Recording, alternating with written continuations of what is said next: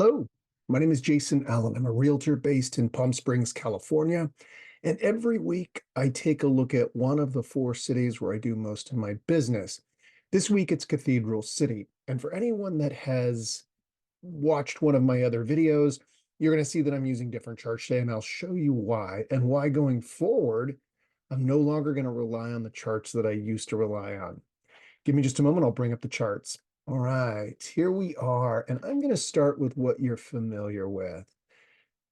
So I typically start with single family homes using Desert Dynamics. These folks are contracted by our local multiple listing service. And what occurred to me is that this number looked wrong. It seemed to me that we had more sales. In fact, when I did single family dwellings, you can see here in the multiple listing service, we had a total of 34 homes that sold. Without getting too technical, let me just say that Desert Dynamics culls data from a single source, even though more than that source appears in our multiple listing service. And then for a chart that you're familiar with, provided to me by Chicago Title, Christian and Shauna Bailey, their source of this information is called Altos. Altos actually uses both the multiple listing service or a feed from the multiple listing service, and they cross-reference to the recorder's office for things that have sold and recorded. In some ways, this is perhaps the most reliable.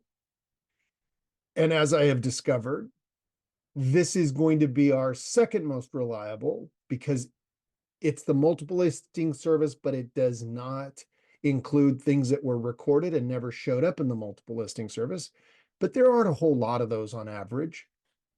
And then this, unfortunately, with its beautiful presentation and easy to digest numbers, I'm no longer going to rely on.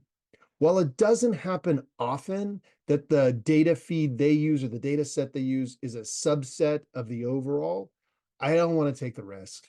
It's just too misleading. So we say goodbye and we say goodbye. So we say goodbye.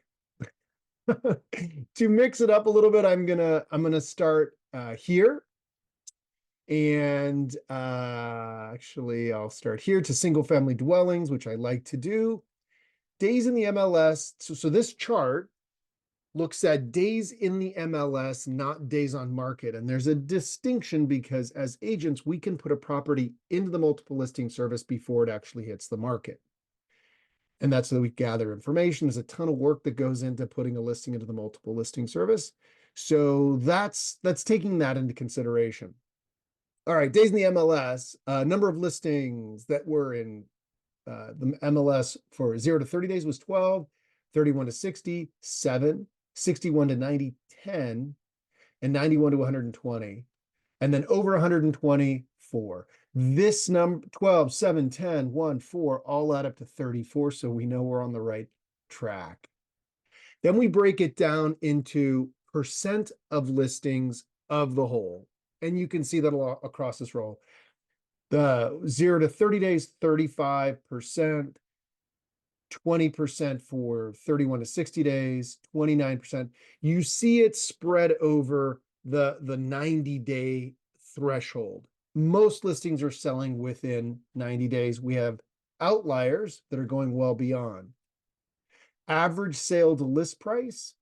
And this is broken down into these four segments as well, which, all right, let me go over to condos. And in condos, we had a total of 9 sales. 2 were in the first 30 days, 2 more 31 to 60 days, 3 day 61 to 90. And then you had 1 that was over 90 days and 1 that was over 121 days.